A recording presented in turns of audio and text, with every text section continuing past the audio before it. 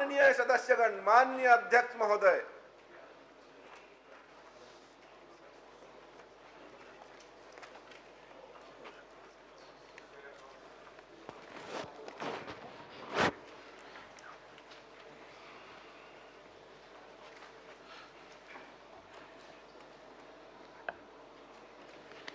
माननीय अध्यक्ष महोदय, आज आप एकदम सिविल ड्रेस में हैं।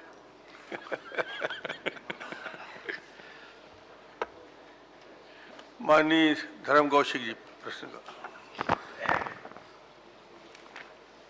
माननीय अध्यक्ष महोदय, मंत्री जी से मैंने पूछा था कि इसमें जो ठेकेदार काम कर रहे हैं और जो अनियमितता की गई है उनके संबंध में किसी प्रकार की जो शिकायत, कितने शिकायतें हैं और उसका आधार क्या है जो नोटिस जारी किया गया है। उसमें मंत्री जी बताए हैं कि 2918 लोगों को नोटिस जारी किया गया है। अब नोटिस जो जारी किया गया है उसमें 2-3 दिए हैं। एक तो कार्य प्रारंभ नहीं हुआ है, दूसरा उसमें है धीमी गति, और तीसरा है अनुपातिक जो कार्य। अब इसमें मंत्री जी से मैं केवल इस प्रश्न में ये पूछ रहा हूँ कि जो कार्य अभी प्रारंभ नहीं हुए हैं, और मुझे ऐसा लगता है कि प्रधानमंत्री जी के एक महत्वपूर्ण कार्य योजना के अंतर्गत में, जल मिशन के अंतर्गत में इसको स्वीकृत किया गया है, लेकिन उसके बाद भी जिस प्रकार से पूर्व सरकार के रवैया रही है और उसके कारण अभी भी वो कार्य प्रारंभ नहीं हुए हैं, तो क्या इसमें मंत्री जी निर्णय लेंगे इन शिकायतों पर, और निर्णय लेके इसका कोई समय निर्धारित करेंगे कि उसमें क्या जो निर्णय लेंगे तो कब तक इसका समय अवधि थोड़ा बताएंगे। पहला प्रश्न। माननीय अध्यक्ष महोदय, बहुत ही वरिष्ठ सदस्य है माननीय धर्म कौशिक जी, बहुत विस्तृत प्रश्न पूछा है। बहुत विस्तार से जानकारी हमने प्रस्तुत की है। विगत 2 वर्षों में जल जीवन मिशन के अंतर्गत ठेकेदार और संस्थाओं के विरुद्ध 2918 नोटिस जारी किए गए। नोटिस किन किन कामों के लिए जारी किया गया और 13 अलग अलग प्रकार के निमित्ता थी, कमी थी, इसके कारण नोटिस जारी किया गया। कार्य की धीमी गति होने के कारण, कार्य जारी होने के उपरांत निर्धारित समयावधि में कार्य प्रारंभ नहीं करने के कारण, तत्काल कार्य प्रारंभ करने बाबत नोटिस, अनुबंध समयावधि में कार्य पूर्ण नहीं करने के कारण, जलागार निर्माण कार्य में प्रगति अत्यंत धीमी गति होने के कारण, शेष कार्य को पूर्ण कर कार्य योजना प्रस्तुत करने के कारण, कार्य में समानुपातिक प्रगति नहीं होने के कारण, अनुबंध में शेष बचे कार्य पूर्ण कर अंतिम देयक प्रस्तुत करने बाबत, वार्षिक टर्नओवर प्रमाण पत्र नियमानुसार नहीं होने पर कूट रचित अनुभव प्रमाण पत्र प्रस्तुत करने के संबंध में, कार्यों की धीमी प्रगति और अमानक स्तर कार्यों के संपादन, ISA संबंधी प्रचार प्रसार में विलंब होने के कारण, कार्य बंद होने पर पुनः प्रारंभ करने बाबत, ये 13 अलग अलग बिंदु है जिस आधार पर 2918 नोटिस जारी किए गए। और विगत 2 वर्षों में 72 ठेकेदारों के विरुद्ध 72 शिकायतें प्राप्त हुई। शिकायतों का जांच अलग अलग स्तर पर की गई। जांच में दोषी जो पाए गए संस्था उन पर कार्यवाही की गई। ठेकेदार का अनुबंध निरस्त कर पुनः निविदा आमंत्रित की गई। पाइपलाइन बिछाने हेतु खोदे गए, मरम्मत हेतु निर्देशित किए गए। गुणवत्ता विहीन कार्य को तोड़ने की कार्यवाही की गई। चयनित स्रोत में जल की कमी के कारण नवीन स्रोत निर्माण की कार्यवाही की गई। निविदा निरस्तीकरण, एजेंसी को ब्लैक लिस्ट करने की कार्यवाही प्रक्रियाधीन है। एजेंसी को ब्लैक लिस्ट भी किया गया, एजेंसी को डिबार भी किया गया, एजेंसी को अपात्र घोषित किया गया और शिकायत तथ्यहीन आधारहीन पाए जाने के कारण प्रकरण नस्तीबद्ध किया गया। विगत 2 वर्षों में फर्जी दस्तावेज और अनुभव प्रमाण पत्र, अपूर्ण जानकारी के आधार पर निविदा प्राप्त करने वालों संस्थाओं को 26 नोटिस जारी की गई। आगे कार्य पर प्रतिबंध लगाया गया। एजेंसी को ब्लैक लिस्ट भी किया गया है। और एजेंसी को 2 वर्ष के लिए डिबार भी किया गया, अलग अलग एजेंसी को निविदा के लिए अपात्र भी घोषित किया गया और कुछ संस्थाओं के लिए जिला जल एवं स्वच्छता समिति द्वारा अनुबंध निरस्त किए जाने की अनुशंसा की है। ये राज्य स्तर पर प्रक्रिया अध्यक्ष महोदय सब कर चुके हैं, अब क्या प्रश्न है? माननीय अध्यक्ष महोदय, ये तो जवाब में मंत्री जी ने दिया है। कितना व्यापक जवाब आया है, संतुष्ट नहीं है आप?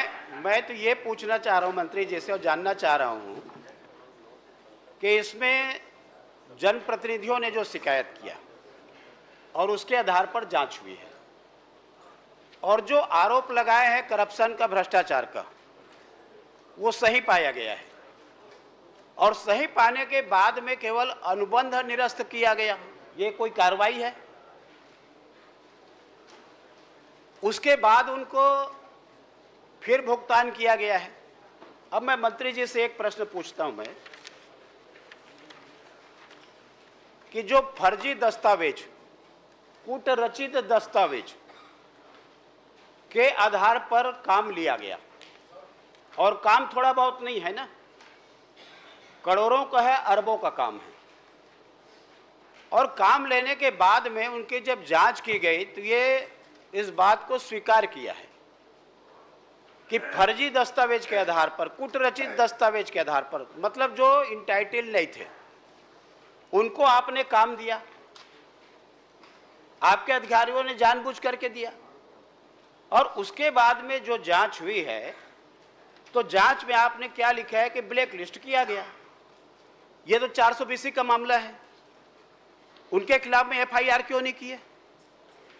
ये तो आपका ईडी का मामला है, 100 करोड़ का मामला है अध्यक्ष महोदय, 100 करोड़ का मामला है ये और इसमें जो जांच होनी चाहिए तो आप ब्लैक लिस्ट कर दिए, आपके अधिकारियों ने उसको पेमेंट कर दिया ब्लैक लिस्ट करने के बाद भी।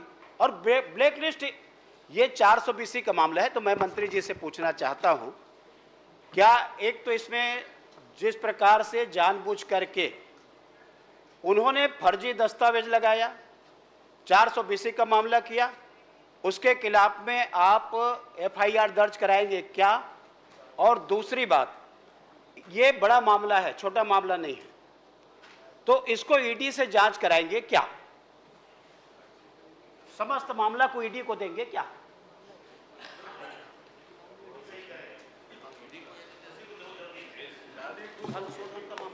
फर्जी जाति प्रमाण पत्र के आधार पर जो अभी कार्यवाही प्रक्रियाधीन है, फर्जी शिकायत, फर्जी दस्तावेज, अनुभव प्रमाण पत्र के आधार पर काम प्राप्त करने की शिकायत प्राप्त हुई जल जीवन मिशन को, उस पर प्रारंभिक इंक्वायरी की गई है। इंक्वायरी करने के बाद जो राज्य स्तरीय उच्च पावर समिति है, उस समिति को अनुशंसा की गई है। समिति विचार करके जो भी निर्णय करेगी उसके आधार पर आगे की कार्यवाही की जाएगी। एफआईआर करने की भी अनुशंसा हुई तो निश्चित रूप से एफआईआर करेंगे।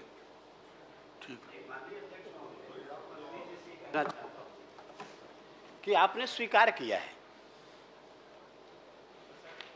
कि फर्जी दस्तावेज के आधार पर काम लिए है, तो आपने स्वीकार किया है। अब स्वीकार करने के बाद में मामला आपका अब अभी का नहीं है, मामला पुराना है, कब तक इसको लंबित रखेंगे? मंत्री जी इसलिए मैं मंत्री जी से आग्रह करना चाहता हूं। मंत्री जी ने बता दिया जांच समिति के रिपोर्ट के आधार पर उनकी अनुशंसा पर आगे कार्रवाई तो होगी। ये तो शिकायत को स्वीकार किए है ना, तो जांच हुई तभी तो स्वीकार किए। आप छोटा प्रश्न कर लीजिए ना। और जांच ये तो स्वीकार किए, तो स्वीकार किए तो इनके खिलाफ में वो जो एफआईआर टेंडर करेंगे। है, समूह जल प्रदाय योजना के टेंडर थे, जो राज्य की कमेटी के द्वारा स्वीकृत टेंडर थे। तो जो स्वीकृतिकर्ता अधिकारी है उसके पास जांच करके प्रतिवेदन भेजा गया है और वहां से जैसे ही निर्णय होगा जो भी कार्यवाही करने का, वो निश्चित रूप से कठोर कार्यवाही होगी।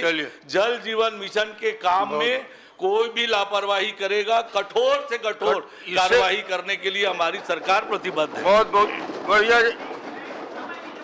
कितना कठोरता से बोले हैं, कठोर कार्रवाई, कितना कठोर बोले हैं, आप समझ नहीं पा रहे हो। नहीं मतलब 20 साल बाद कठोर कार्रवाई। नहीं कठोर, मैं तो ये पूछ रहा हूं कि आप समय बता दें, उसमें 2 महीना बताया, 4 महीना, 6 महीना, जब आपको लगे, साल भर लगे, चलिए सुनिश्चित तो हो। ठीक है, यथाशीघ्र बोल देंगे वो। आप कहां से आ गए? अजय चंद्राकर जी, आप प्रश्न लगाइए ना, प्रश्न लगाइए। माननीय अध्यक्ष महोदय, ये थोड़ा सा प्रश्न शुरू करने के पहले एक स्पष्टीकरण माननीय मंत्री जी से। माननीय मंत्री जी, आपने जो परिशिष्ट मुझे दिया है और प्रगतिरत कामों की सूची दी है, उसमें 212, 213, 214, 215 4 काम ऐसे हैं जिसमें आपने लिखा है कि यह 100% पूरा हो गया है, और उसको प्रगतिरत लिखे तो 110-20% जाएगा। वो काम क्या होगा? वो ये मेरे को समझ में नहीं आ रहा है। ये समझ में आए तो इसमें कुछ पूछो। 100% पूरा लिखा है और प्रगतिरत भी लिखा है। परिशिष्ट में नंबर बता दिया आपको, 212, 213, 214, 215। प्रतिशत में काम 100% पूरा है और स्थिति में प्रगतिरत लिखा है। महोदय, ये प्रश्न नहीं भाई, पहले इसको स्पष्ट कर दीजिए क्या है, फिर प्रश्न करूंगा उसके आधार पर। बैठ जाइए ना, आप सुन लीजिए।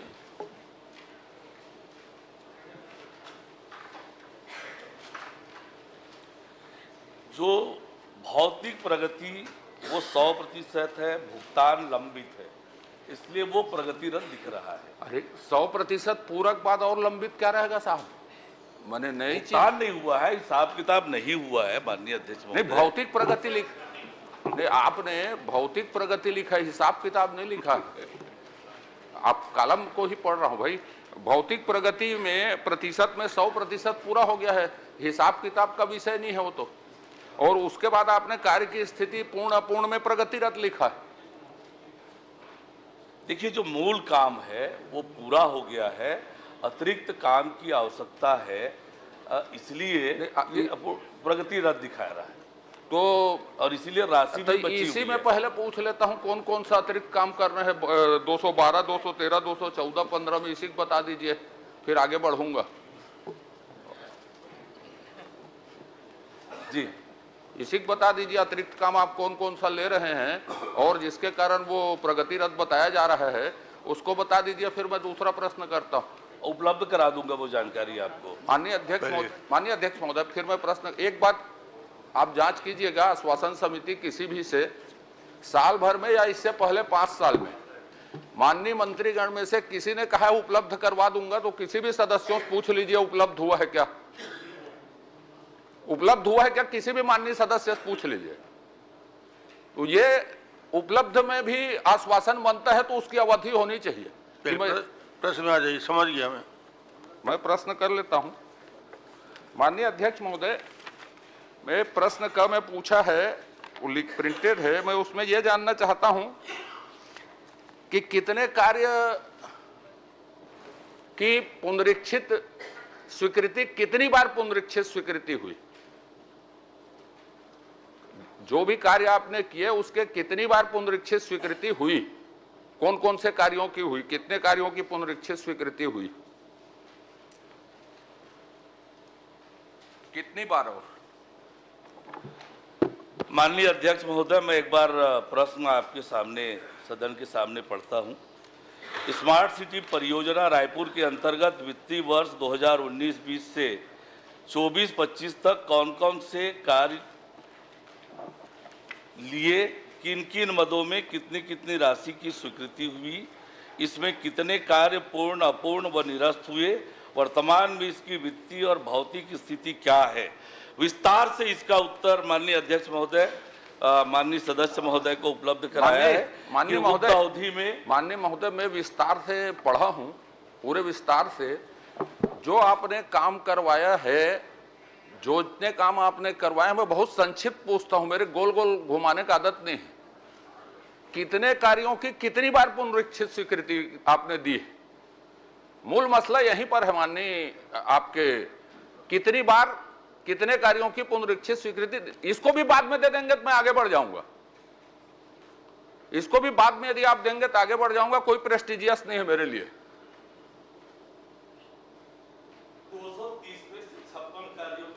निश्चित स्वीकृति दी गई है 56। कितनी बार? कितनी बार?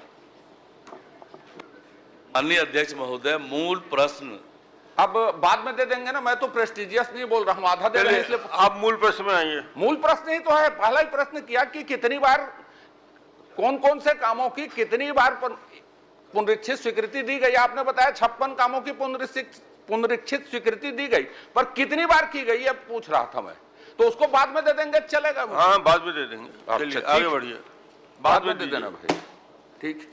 दूसरा प्रश्न मेरा यह है कि 24x7 आप रायपुर को जल आपूर्ति कर रहे हैं, 16 से यह परियोजना लागू है, तो यह परियोजना कब तक पूरी होगी?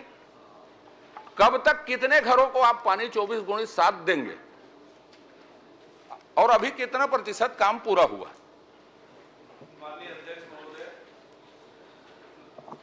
24/7 जल आपूर्ति योजना 2016 में शामिल है स्मार्ट सिटी प्लान के अंतर्गत, और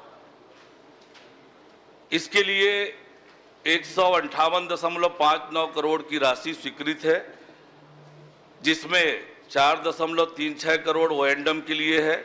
कार्य आदेश 31/3/2022 को जारी किया गया है। आज की तिथि में 109.61 करोड़ रुपए व्यय हुआ है, 90% कार्य पूर्ण हुआ है, और कार्य प्रारंभ होने के बाद भौतिक रूप से कार्य प्रारंभ करने पर पाइप की लंबाई प्रारंभिक रूप से 162.30। सर, मैं उतना डिटेल पूछा ही नहीं हूं, मैंने ये पूछा है कब पूरा होगा, कब तक आप 24x7 पानी दे मार्च देंगे? 2025 तक पूरा कर लेंगे। माननीय अध्यक्ष महोदय, चलिए मैं एक प्रश्न कर लेता हूं, फिर पूछूंगा, ठीक है? मार्च तक आप देंगे, ठीक है। दूसरा प्रश्न कर रहा हूं, माननीय मंत्री जी,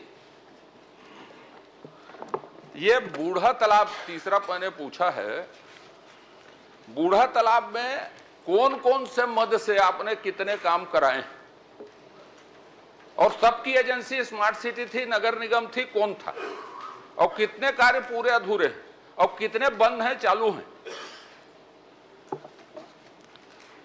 बूढ़ा तालाब, जिसे स्वामी विवेकानंद परिसर भी करते हैं, इसमें 30 कार्य स्वीकृत हुए थे 35.07 करोड़ रुपए के। 30 में से 29 कार्य पूर्ण कर लिए गए हैं। एक काम माननीय उच्च न्यायालय के आदेश पर फोरक्लोज किया गया, और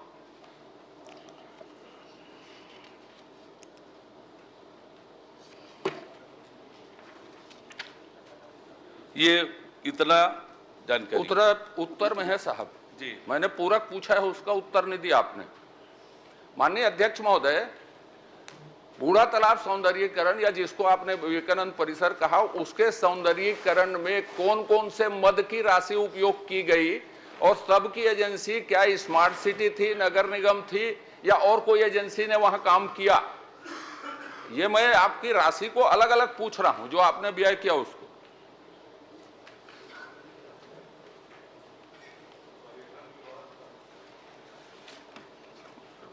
बूढ़ा तालाब की पूरी काम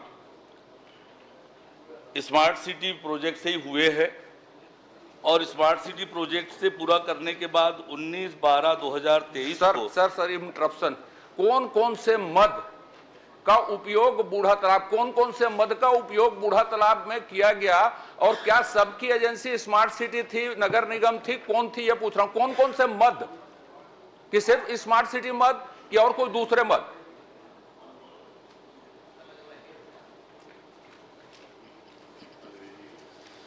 देखिए, स्पष्ट रूप से मैंने कहा है कि माननीय अध्यक्ष महोदय, स्मार्ट सिटी लिमिटेड के अंतर्गत जो काम हुए हैं,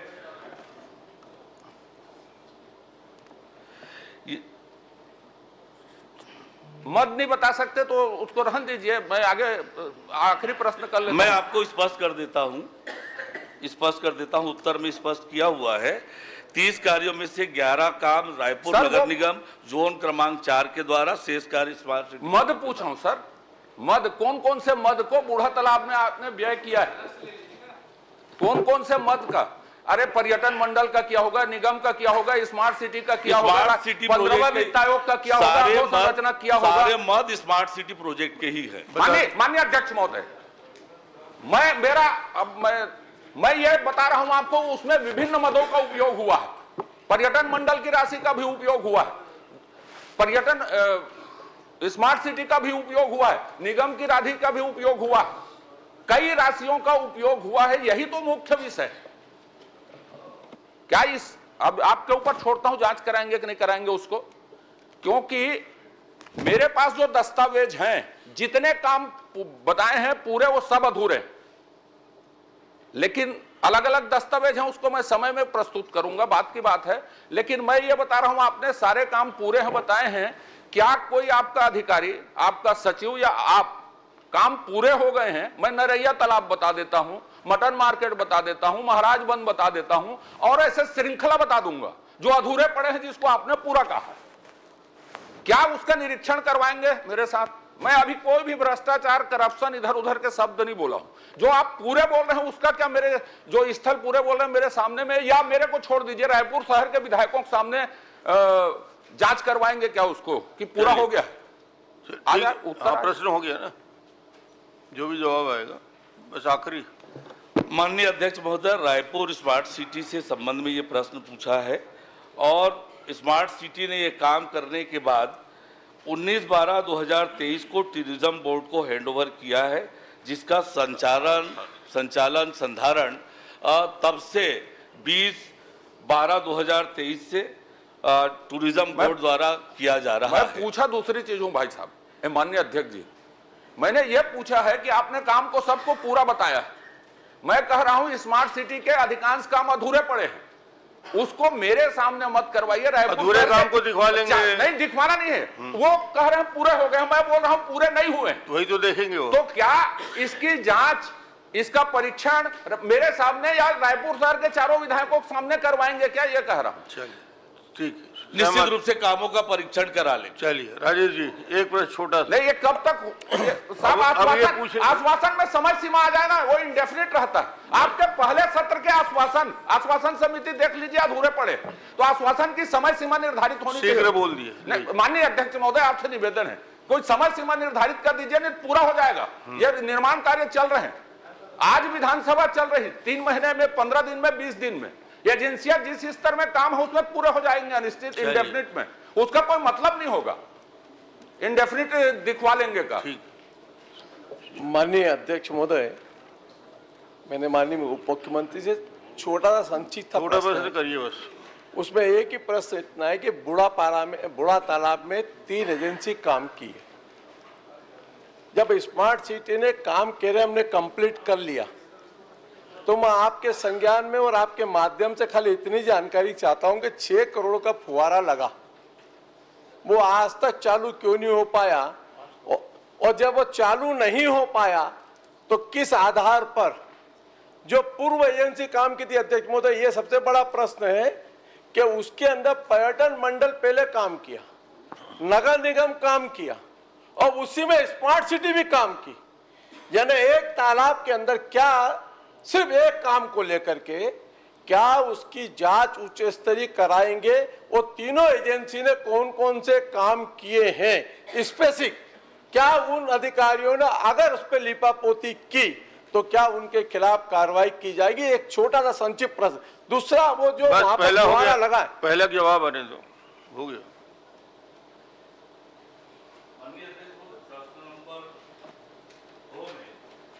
ये प्रश्न है नहीं, चलिए उद्भूत नहीं होता।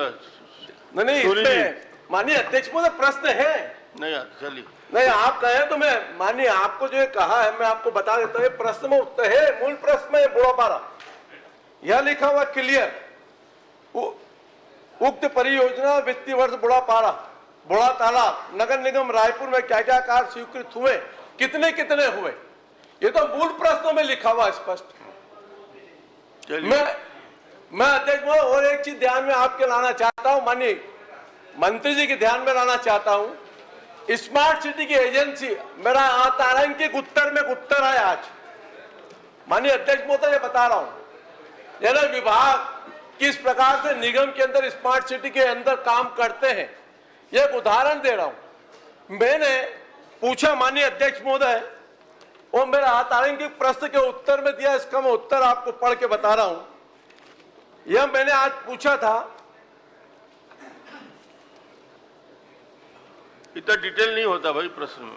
क्या नगर निगम ने स्मार्ट सिटी ने कोई एजेंसी तय की? मैंने उसके अंदर खारिज कर दिया, कोई नहीं किया। और यह नोटशीट इनकी स्पष्ट है, जिसके अंदर इतने अधिकारी वहां कार्यरत हैं और जिनको करोड़ों रुपया पेमेंट हो रहा है। अब उत्तर में यह मेरे को विभाग नकार दिया और यही विभाग माननीय अजय चंद्राकर जी के उत्तर में कह रहा हाँ एजेंसी है। किसको सही मानूं अध्यक्ष महोदय? यही इतना ही कहना है बस। सुनील जी कुछ बोलना है? छोटा प्रश्न एकदम। धन्यवाद अध्यक्ष जी। सबसे पहले तो मैं मुख्यमंत्री जी और मंत्री जी को धन्यवाद और बधाई दूंगा। 5 साल तक के जो नगर पंचायत, नगर पालिका, नगर निगम की जो हालत थी, टोटी लगाने को पैसा नहीं था।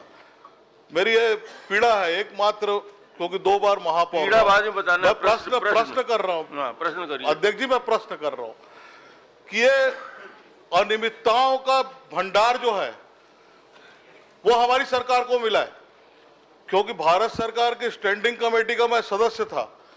इसकी जांच चल रही है और पूर्व सरकार ने पूरा पैसा स्मार्ट सिटी का सैकड़ों करोड़ रुपया केवल लूटने का काम किया। जो केंद्र सरकार के मापदंड थे उस मापदंड पे एक भी काम नहीं किया।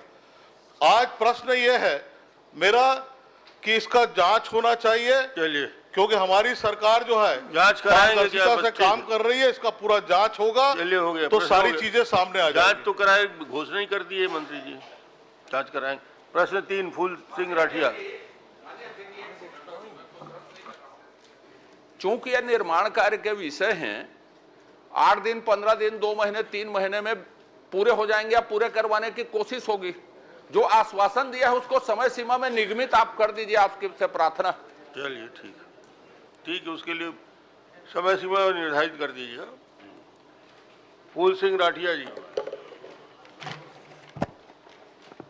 माननीय अध्यक्ष महोदय, उद्योग मंत्री बताने की कृपा करें। कोरबा जिला बाल्को में भारत एल्युमिनियम लिमिटेड कंपनी कितने रोजगार दिए हैं और छत्तीसगढ़ का कितने रोजगार कर्मचारी है और बाहर का कितने कर्मचारी, मैं जानना चाहता हूं अध्यक्ष महोदय।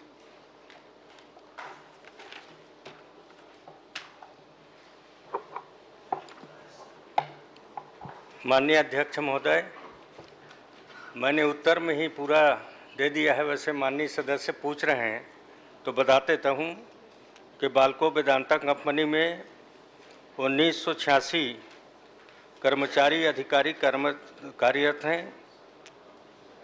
607 छत्तीसगढ़ राज्य के बाहर से हैं और 505 मूल निवासी को रोजगार उपलब्ध कराया गया है।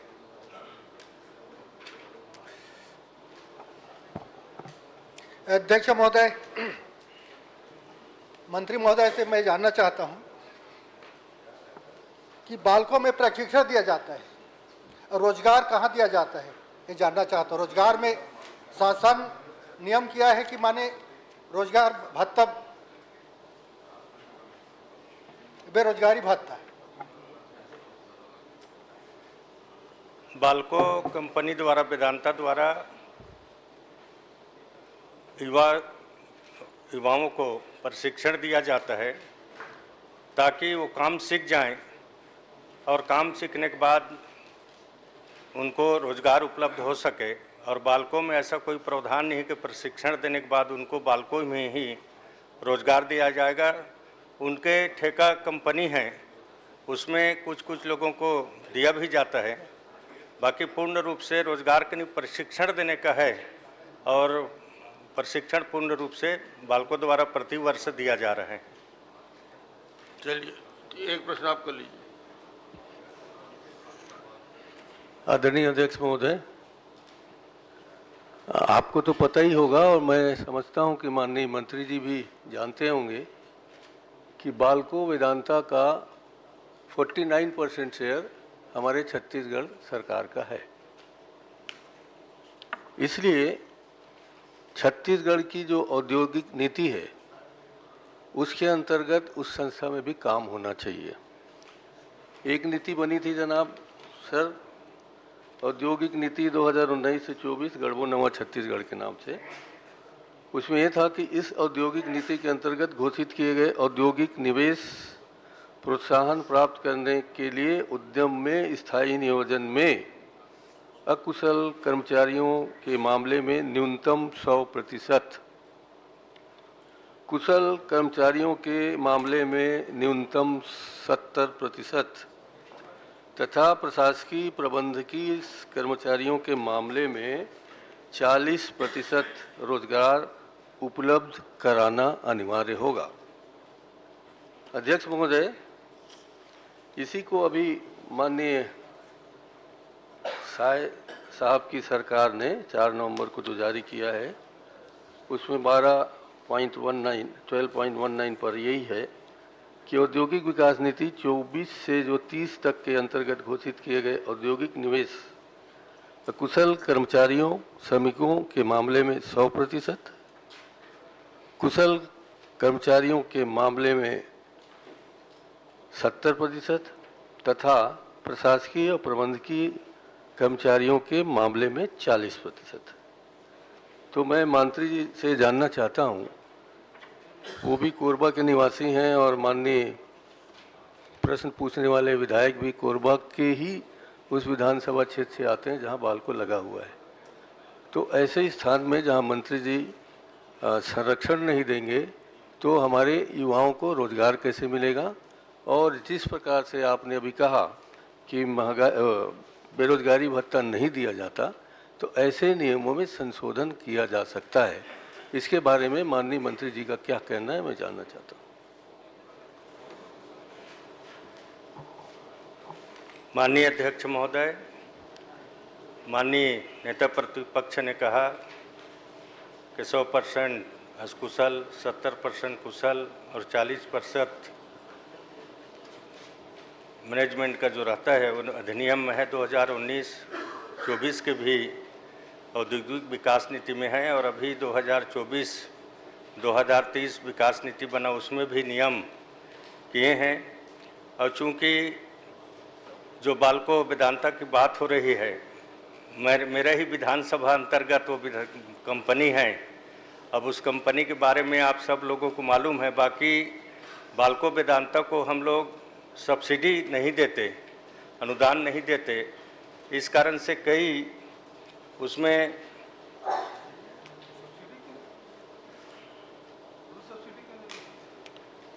इसलिए अनुदान नहीं देते, इसलिए वो अपने अनुदान हेतु अपात्र घोषित हैं। इस नीति में कोई छूट दी गई है तो रोजगार प्रावधान लागू नहीं होता है। अध्यक्ष महोदय, माफी चाहता हूं आपसे। बाल्को को आप अनुदान देंगे, ऐसी कौन सी नीति है? बाल्को को छत्तीसगढ़ की सरकार अनुदान क्या देगी? बाल्को ने हमको 49% है, उसमें से क्या दिया है अब तक का? ये तो बड़ा घालमेल है ना, आपके क्षेत्र में है, मुझे पता है। इसलिए मैं कह रहा हूं कि उसकी विस्तृत जांच करा के जो आपने औद्योगिक नीति बनाई है, साय साहब ने, आपके मुख्यमंत्री जी ने, डबल इंजन की सरकार है, तो वो भी उधर से आया है, एक इंजन उधर से लगा है, एक इंजन इधर से लगा है, तो उसका पूर्ण रूप से जांच कराइए, कहाँ घालमेल है, कहाँ आप चुप हैं, कहाँ मैं चुप हूँ। यहाँ उसका विचार विमर्श करने की जरूरत नहीं है, आप उसकी गंभीरता से जांच कराइए। आपका ही क्षेत्र है, आपके क्षेत्र के नौजवानों को सुझाव है, उसको देख लीजिएगा। गंभीर सुझाव है। बघेल लखीश्वर हो गया इसमें। आप माननीय अध्यक्ष महोदय, माननीय नेता प्रतिपक्ष जी का बहुत ही अच्छा सुझाव है और निश्चित तौर पर इसमें हम लोग विचार करेंगे। माननीय अध्यक्ष महोदय, प्रश्न पूछने का है कि मेरे विधानसभा क्षेत्र अंतर्गत भारत एल्यूमिनियम कंपनी वेदांता द्वारा कोयला खदान संचालित किया जा रहा था, जो आज बंद पड़ी हुई है। तो माननीय अध्यक्ष महोदय, मैं बताना चाहूँगा आपको, कोरबा जिला पांचवी क्षेत्र है जहाँ पर भारत एल्यूमिनियम कंपनी वेदांता बाल्को भी संचालित है। इनके द्वारा कोयला खदान संचालित किया जा रहा है, परंतु आज 25 वर्ष संचालित करने के बाद कोयला खदान बंद कर दिया गया। आप कोयला में कहाँ गए बघेल जी? कंपनी, उसी कंपनी का कोयला खदान है सर। आपका प्रश्न क्या है?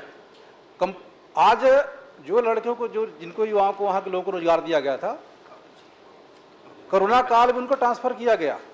उनकी पेपर है कोरोना काल की अवधि में, और कोरोना काल में कैसे ज्वाइन करेंगे जाकर के कलकत्ता, चेन्नई, बॉम्बे? चलिए कुछ बता सकते हैं? कोरोना काल में। माननीय अध्यक्ष महोदय, माननीय सदस्य ने जो प्रश्न पूछा है इसमें नहीं है। कोयला खदान को जो बात बोल रहे हैं वो चोटिया का है, और इसके बारे में मेरे को जानकारी उपलब्ध नहीं है, तो अभी बता पाना संभव नहीं है। देना पड़ेगा बघेल लखेश्वर जी। अलग से सूचना दे देंगे तो बता देंगे उसको। धन्यवाद अध्यक्ष महोदय। ठीक।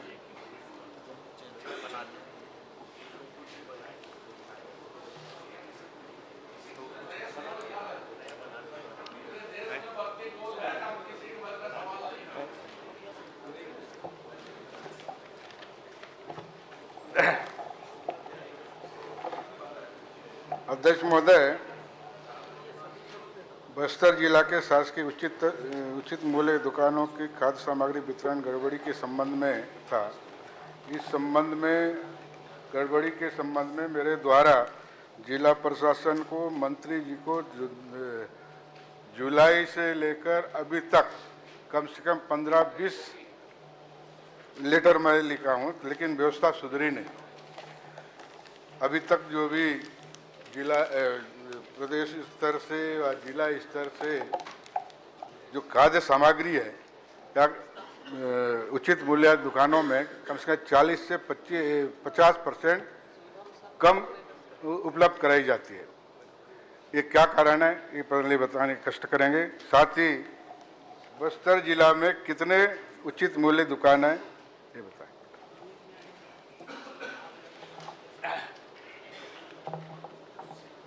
माननीय अध्यक्ष महोदय, विधायक जी का बस्तर जिला के संबंध में शिकायत मिला है, कलेक्टर साहब के माध्यम से भी मिला है। वहाँ माननीय अध्यक्ष महोदय, हमने 18 राशन दुकानों की रैंडम जांच कराए माननीय अध्यक्ष महोदय। उस 18 दुकान में 17 राशन दुकान में गड़बड़ी नहीं मिला है अध्यक्ष महोदय। एक राशन दुकान जो आडावाल है में शिकायत सही पाई गई है। उस शिकायत के आधार पर माननीय अध्यक्ष महोदय 13/12/24 को अनुभागीय अधिकारी बस्तर के द्वारा दुकान को निलंबित किया गया है अध्यक्ष महोदय, और उस राशन दुकान को करमरी ग्राम पंचायत में अटैच किया गया है। और इसके साथ ही साथ बस्तर जिला में अप्रैल 2024 से नवंबर 2024 के दौरान 15 अन्य शिकायत प्राप्त हुई है अध्यक्ष महोदय, जिसमें 14 शिकायत सही पाई गई और एक शिकायत उसमें गलत मिला है। एक 14 जो राशन दुकान में जांच हुआ अध्यक्ष महोदय, उसमें 3 राशन दुकान का आवंटन निरस्त किया गया है अध्यक्ष महोदय, और 3 राशन दुकान का आवंटन निलंबित किया गया है, और 8 दुकानों को एसडीएम कोर्ट से नोटिस जारी हुआ है माननीय अध्यक्ष महोदय। अध्यक्ष महोदय, मैं ये भी क्वेश्चन किया था कि कितने राशन दुकान है बस्तर जिले में?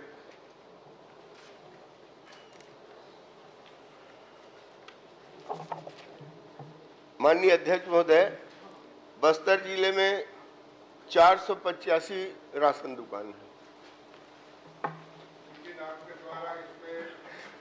ये कि बस्तर में 32, जगदलपुर में 231, बोकावान में 131, इस प्रकार 979 दुकान अतिरिक्त आवंटन मांग की गई है, ऐसा उल्लेख किया है। एक शंकास्पद आंकड़ा है। माननीय अध्यक्ष महोदय, जो नाम दिया है उसमें चावल का आवंटन राशन दुकान वाले लोग मांग किए, तो जिला को अधिकार है फूड इंस्पेक्टर के माध्यम से अगर राशन दुकान वाले चावल की मांग करते तो दिया जाए वो। लेकिन मैं ये भी उत्तर नहीं आया मेरे से कि राज्य स्तर से बस्तर जिला में कम राशन भेजी जाती है क्या? फिर ये बता दीजिए कम राशन का। माननीय अध्यक्ष महोदय, राशन कम नहीं जाता है, लेकिन जो निर्धारित मांग के अनुसार क्यों उपलब्ध नहीं कराई जाती? फिर माननीय अध्यक्ष महोदय, ये जो राशन कम का जो बात है अध्यक्ष महोदय, उसमें 2 महीना पूर्व को लिया जाता है। माननीय अध्यक्ष महोदय, 2 महीने पहले का जो राशन वहाँ बचा रहता है उसको कटौती करके भेजा जाता है। ये आप ही लोगों का कार्यकाल का है नियम।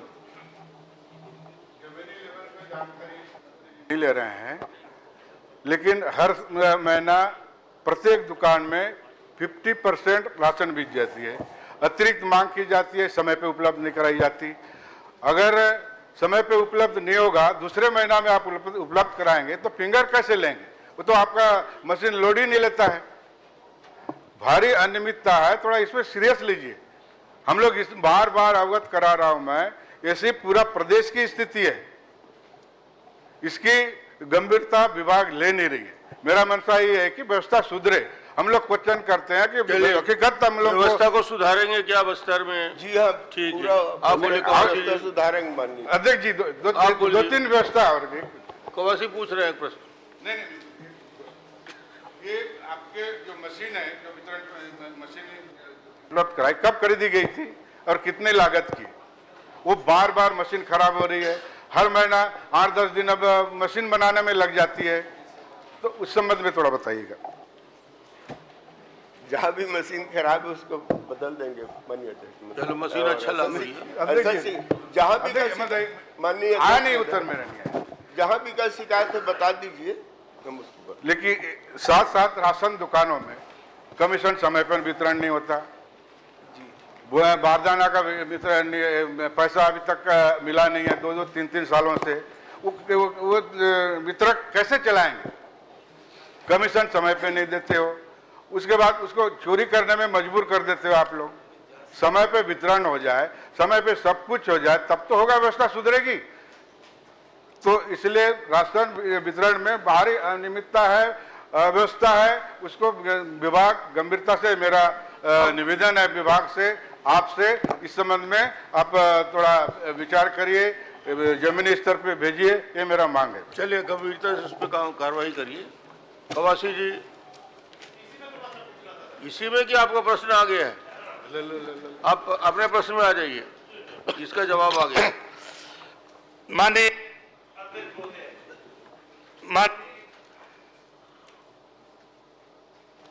मंत्री महोदय से मैं जानना चाहता रहा, मेरा क्वेश्चन था, सुकमा जिला में परिया मूल्य जो सड़क बन रहा है, सुकमा कब से गए हो दादी? है? सुकमा कब से गए हो? मैं कहीं पाकिस्तान में रहता हूं। तो मेरे साथ चलो। आपके बड़े नेताओं के तो विचार पाकिस्तान वाले ही आ रहे हैं। तुम्हारा विचार दादी, आपके साथ जाना बड़ा खतरा रहता है। तो माननीय अध्यक्ष महोदय, इन लोग पहले से आदत बना लिए कि मतलब पोल खोलेगा थोड़ा बिगाड़ दो, इनको थोड़ा समझा दे अजय चंद्राकर को। अजय जी, कवासी को डिस्टर्ब आपको नहीं करना है। आपकी तरफ से भी आशीर्वाद चाहिए। नहीं, पूरा, क्योंकि ये बहुत गंभीर मामला है। हमारा नक्सल पीड़ित क्षेत्र है, हम लोग भी चाहते हैं कि वहां रोड बने, पुल बने, विकास हो, लेकिन ये दोनों रोड में, ये मैं पहला तो पूछना चाहता हूं, मुख्यमंत्री पहले, मंत्री जी पहले कबूल किया है कि मैं ऐसा किया हूं, अधूरा बन गया, अभी टेंडर डाल रहा है, ये कौन सा नियम में पहले पुल बनेगा, अभी टेंडर डलेगा, ये सावधान और बदल दिया है क्या? ये पहला प्रश्न है। दूसरा, अध्यक्ष जी, माननीय अध्यक्ष महोदय, ये रोड मूलर वाला दंतेवाड़ा जिला से है, परिया सुकमा जिला का है, और ये रोड पीडब्ल्यू बना रहा है कि प्रधानमंत्री चढ़ा गए? ये दो बातें पहले बोले, उसके बाद आगे।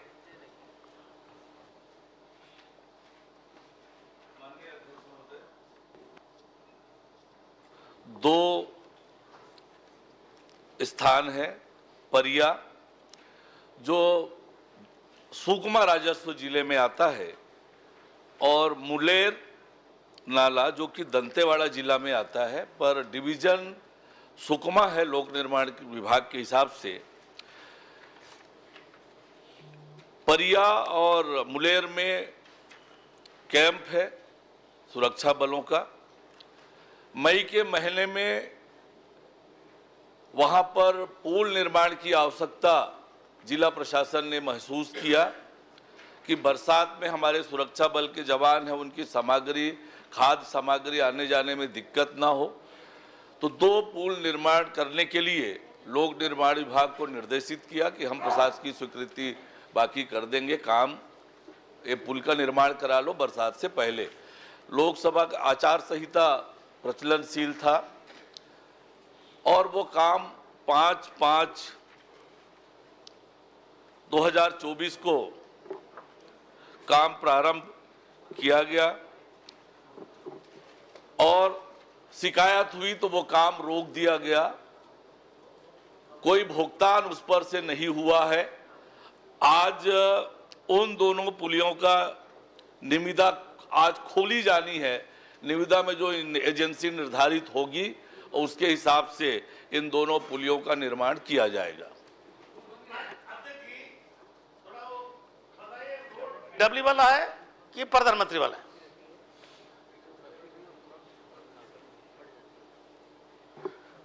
मूल प्रश्न में रोड के बारे में नहीं है, केवल पुलिया के बारे में है। पर मार्ग जो है पीडब्ल्यूडी बना रहा है। यह मार्ग भारत सरकार द्वारा RCPLWE योजना के अंतर्गत स्वीकृत है। दोनों पुलियों के निर्माण की स्वीकृति कलेक्टर द्वारा दी गई थी पूर्व में। माननीय अध्यक्ष महोदय, इसी में तो गड़बड़ है। ये जो SOR है, जो प्रधानमंत्री में पुल बनाने में ज्यादा पैसा लगता है एस्टिमेट, और पीडब्ल्यू में कम लगता है। अगर प्रधानमंत्री अगर पीडब्ल्यू रोड में बनेगा, वो आपके से अनुमति लेना पड़ता है प्रदेश से। ये अनुमति लिया है क्या? वो प्रधानमंत्री का एस्टिमेट कैसा बना? 40% है वो, 40% है वो एस्टिमेट बना है, तो इसका मतलब अब से अनुमति लिया है क्या राज्य स्तर से? माननीय अध्यक्ष महोदय, मैंने बताया कि निविदा निकाली गई है। निविदा आज खोली जाएगी, और एजेंसी पुल के बारे में मैं बता रहा हूं, दोनों पुलियों के बारे में निविदा आमंत्रित की गई है। आज निविदा खोलने की तिथि है और एजेंसी निर्धारित करके उस पर काम को आगे किया जाएगा। माननीय अध्यक्ष महोदय, ये निविदा में भी वो दो ठेकेदार है जो लिखा है ना, विनोद राठौर, एक भद्रैया, यही दो लोग को प्रारंभ दिया हुआ है। और ये लोग पहले बना हुआ है बिना स्वीकृति से, बिना आर्डर से। ये SOR प्रधानमंत्री नाम पुल बनता है ना, उसका SOR से बना है। इसलिए अब से अनुमति लिया है क्या उसको SOR बढ़ाने के लिए, 40% रेट बढ़ाने के लिए? पीडब्ल्यू से रेट से ये पुल ज्यादा से बन रहा है, और उसके बाद भी एक ही नाला में 3 पुल बनाने की क्या जरूरत था? अगर ठेकेदार बनाना है तो एक ही पुल बनाना चाहिए। अब 3 पुल अगर पंचायत को दे देते।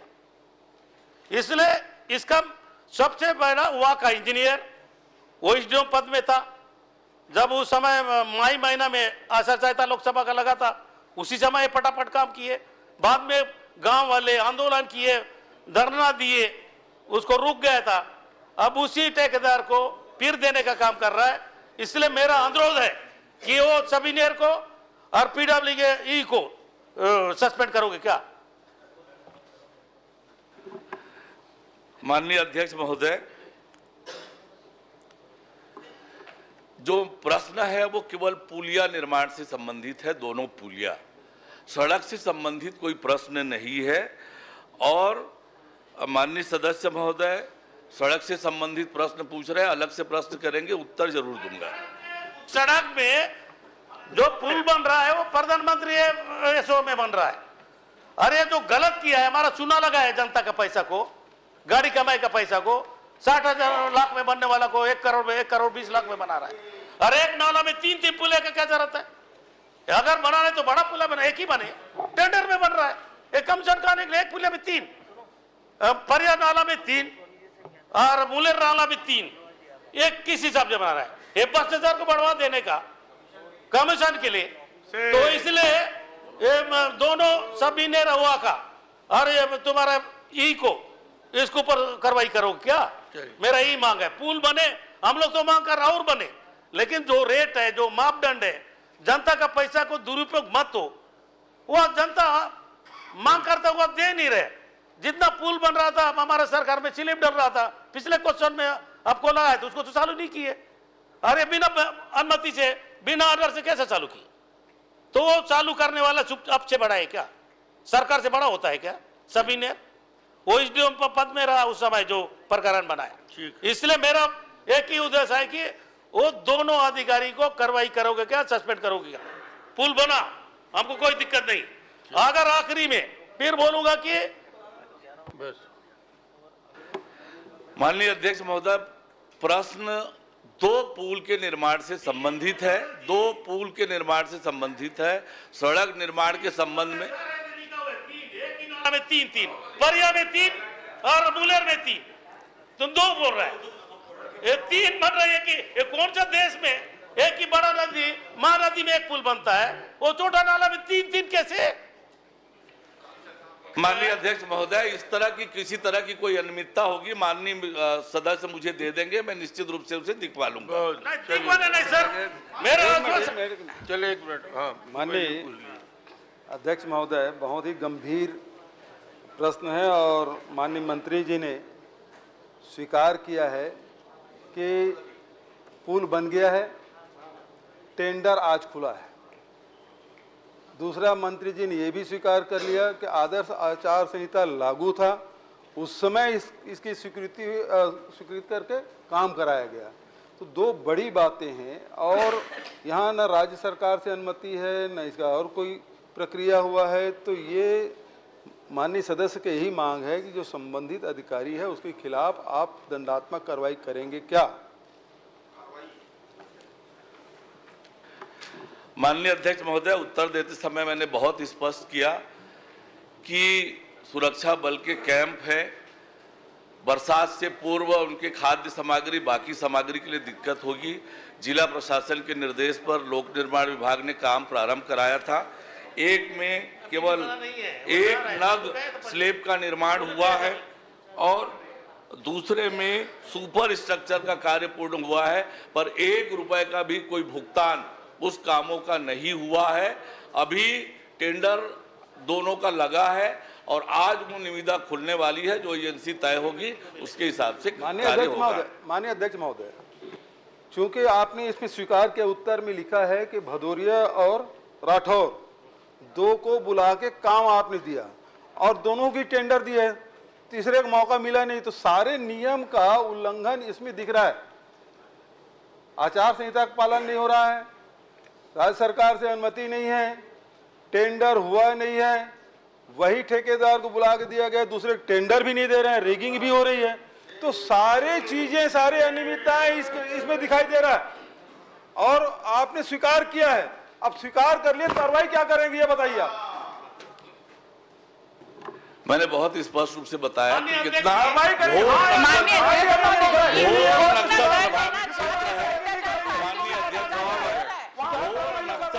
क्षेत्र है, सुरक्षा बलों के आवश्यकता को ध्यान में रखते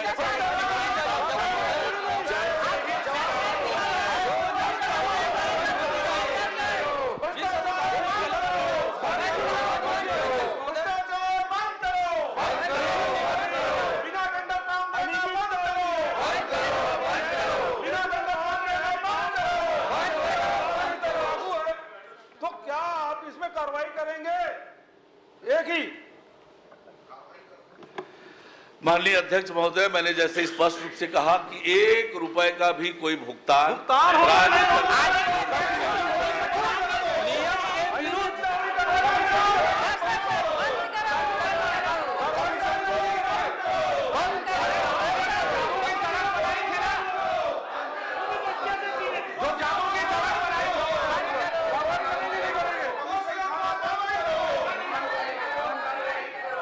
इसमें कार्रवाई होगी कि नहीं मंत्री जी, जब आपके संज्ञान में सब कुछ आ गया है?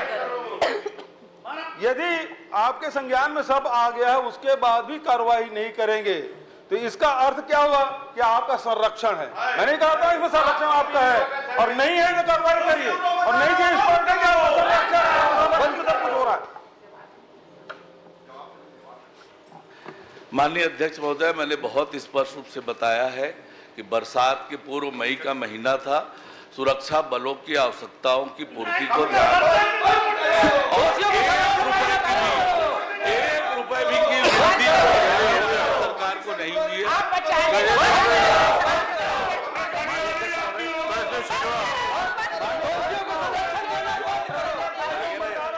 अब तो यह स्पष्ट है अरुण साहब, कार्रवाई करो।